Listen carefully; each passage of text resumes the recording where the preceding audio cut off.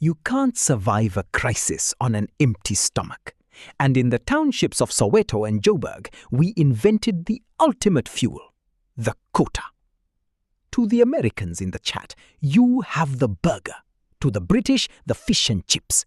But the quota is a skyscraper of bread. It's a quarter loaf of white bread hollowed out and stuffed with chips, polony, a sausage, cheese, egg and acha. It is the sustenance of the streets. It's cheap, it's filling, and it's a masterpiece of culinary engineering. Then there are mangwenya. The mangwenya, or fat cakes. If you've never had a fresh hot mangwenya with a slice of polony or some mince on a cold morning, you haven't lived. It's deep-fried dough that tastes like a hug from your grandmother. Why do we love this food? Because it's clever food. It's high energy, low cost and portable. It's the food of the commuter, the student and the hustler. But there's a serious side to our diet tea. We are rediscovering our roots through vegetable curries and stews. Think of the pumpkin leaf sishebo or the umfino pap, maize meal with wild greens. These aren't just vegan trends, these are ancestral health secrets. We use Raja curry powder to turn humble beans and lentils into a feast that can feed a whole street.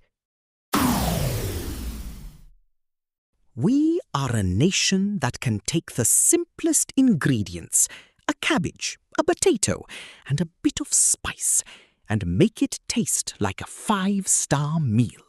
That is the South African work clever spirit applied to a plate. Let's talk about the grain that stood the test of time, sorghum. In your world, you might know it as Milo or just birdseed. But in Africa, sorghum, or amabele, mabele, makaha, is the grain of the gods. If you grew up in SA, you grew up on maltabella, that dark, rich, fermented porridge that smells like home. Sorghum is the resilience grain. It grows where other crops die. It loves the heat. It survives the drought. While the world worries about wheat shortages, we have a grain that has been here for 10,000 years, waiting for the rest of the world to catch up. We use it for everything. We make umkomboti, traditional beer. We make fermented drinks like mageyu for energy. And now, in 2026, we're using it to make gluten-free citrus cakes and high-end salads. It's the Sorghum Revolution. It's a serious fact that this grain is the key to future food security for the whole planet. It's low water, high protein, and ancient. When you eat a bowl of mabele, you aren't just eating breakfast. You are eating the strength of the soil. You are eating a recipe that hasn't changed since the first person walked this earth. Guys, have you ever tried a super grain that wasn't quinoa? While you search for a sorghum recipe, I'm going to show you what a golden sorghum field looks like under the African sun. Let's talk about the hustle. In the UK, you might have a side hustle. In South Africa, the hustle is the job. Because our unemployment is high and our government is slow, we have become the most entrepreneurial people on the planet. South Africa has a high rate of unemployed graduates, engineers, medical doctors, nurses, teachers, accountants, lawyers, looking for jobs. National unemployment rate is over 57%. This means hustle culture is the actual job for most. We create jobs.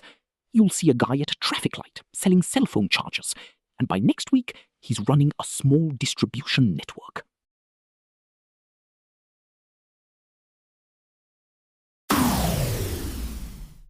We use WhatsApp and Telegram to run entire businesses. We use AI to reach audiences in Japan and the USA from a bedroom in Polokwane. We work clever.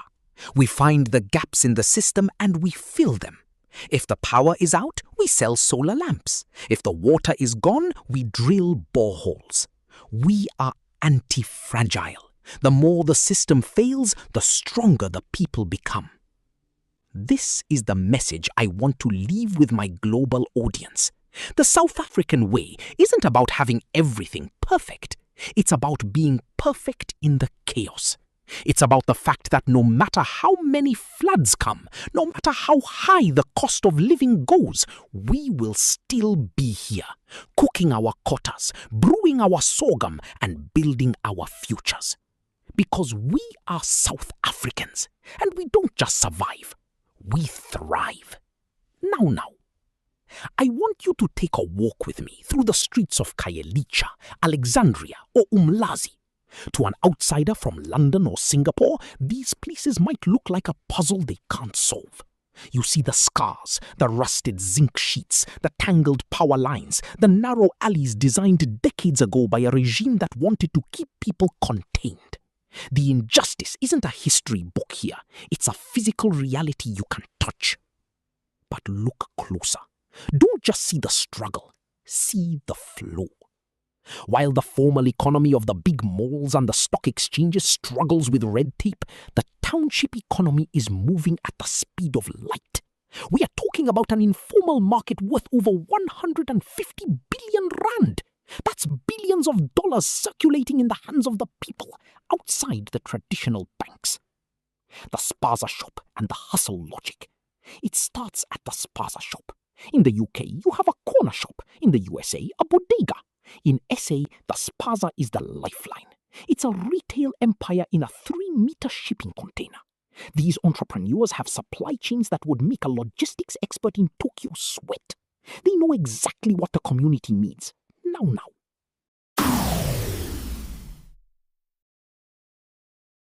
But it's deeper than just buying bread. It's about the Stokvel. Guys, listen to this serious fact. South Africans have the most sophisticated informal saving system on earth. Over 11 million South Africans belong to a Stokvel, a collective club where people pool their money together. We are talking about 50 billion rand managed by grandmothers, neighbors, and cousins. Why? Because when the formal banks said no to our people said, fine, we'll be our own bank. That is the work clever spirit. We don't wait for permission to grow. We grow because we have to. Injustice versus innovation. You see the visible injustice, the distance people have to travel to work, the lack of basic services. But then you see the anti-fragile response. No electricity? A young guy in the township starts a business charging batteries with solar panels he found in a scrapyard. No delivery service for food? A group of guys on bicycles start a hyper-local Uber Eats for quotas. Government fails to deliver? The community builds its own creche, its own security, its own future. This is the grit I want you to understand. In London, if the Wi-Fi goes down, the day is ruined. In the township, if the world stops, we start a new world. We are a nation that was told we didn't belong in the cities, so we built our own cities within the cities.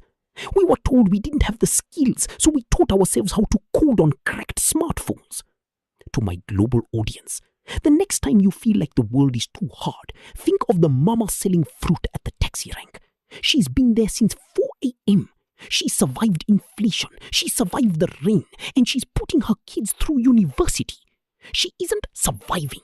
She is investing in a future that the world told her she couldn't have. We carry the scars, yes, but we wear them like armor. We aren't looking for pity, we're looking for partners. Because the township hustle is the blueprint for the future of the planet, where the people are bigger than the system. We've talked about the hustle, the spaza shops, and the street-level grit.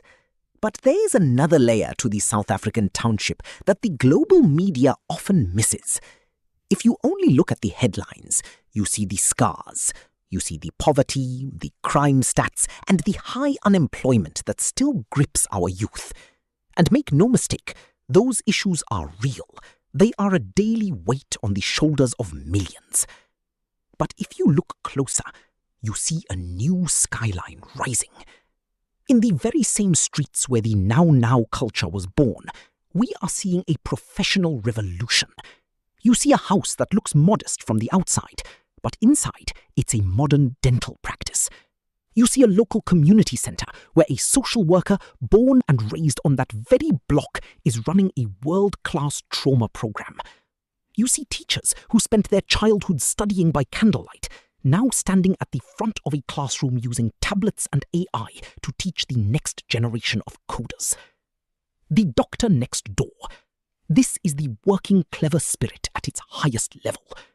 For decades, the system was designed to make sure the township never had its own doctors or dentists. You had to travel hours into the white city centres to get basic healthcare. But today, the youth are coming home. We have doctors who finished their degrees in Cape Town or London and decided, my community needs me more than the private hospital does. They are opening practices in the heart of the township. They are servicing their own people in their own language with a level of empathy that a city doctor could never understand. The inequality paradox. But we have to be honest. While some townships are booming with shopping malls and private schools, others are still trapped in the shadow of the past. The injustice of our history didn't just vanish in 1994. It left a deep structural crater. We are a nation of impressive progress and urgent need. The progress. We have a growing black middle class that is the engine of our economy. The reality. We have a gap between the rich and the poor that is still the widest in the world. Go to a taxi rank, go to a hair salon, go to a university campus. Everyone is talking policy. We don't just vote every 5 years. We are challenging the status quo every single day. The rise of the new guard. We are seeing a massive shift. The old guard that has governed for decades is finally feeling the ground shake. Why? Because of the rise of new political parties and grassroots movements. We have young leaders who aren't interested in the struggle stories of the 1970s. They are interested in the solution stories of 2026. These new parties are involving the youth in ways we've never seen. They are using tech, they are transparent, and they are putting the Ubuntu back into the law. South Africans are realizing that the status quo is a choice, not a destiny. We are breaking the monopoly of power. The resilience of the voter. The resilience of a South African isn't just about surviving a flood. It's about standing in a voting queue for 10 hours in the sun because you believe your voice is a hammer that can break a corrupt system. We are moving away from loyalty to a name and moving toward loyalty to a result.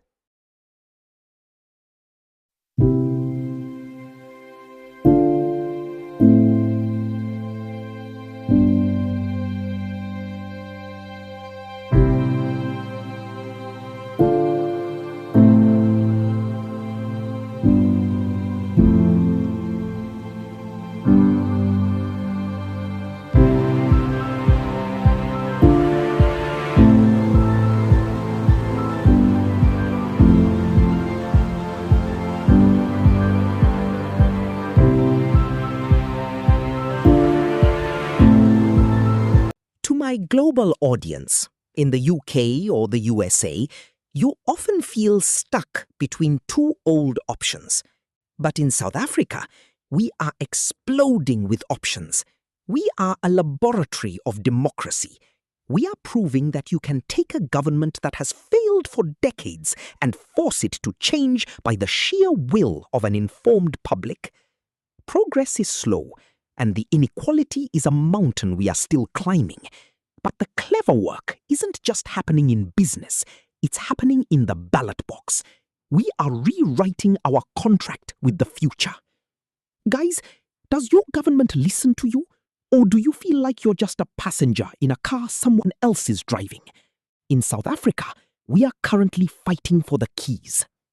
We have spent time tonight looking at the maps of South Africa. We've looked at the satellite dishes of the SKA, the bustling streets of the township, and the digital hustle of our youth. But as we continue with this journey, we have to talk about the things you can't see on a map, not on the news reports and not on social media. I want to talk to my friends in London, Singapore, and New York for a moment. You live in worlds where the infrastructure is finished. Your roads are paved, your buildings are high, and your systems are set. But in South Africa, we are realizing that a nation isn't a collection of buildings. A nation is a collection of conversations. For decades, we focused on the physical. We thought if we just built enough houses or paved enough roads, the pain of the past would simply vanish. But 2026 has taught us a hard lesson. You can't pave over a broken heart. We are acknowledging that our most vital work is the invisible infrastructure. It is the constant, difficult, and beautiful dialogue that is happening in every coffee shop, every taxi, and every boardroom. South Africans are accepting that to build a future that accommodates all of us, where no one is left behind, we have to keep talking. We aren't just tolerant, we are becoming architects of understanding.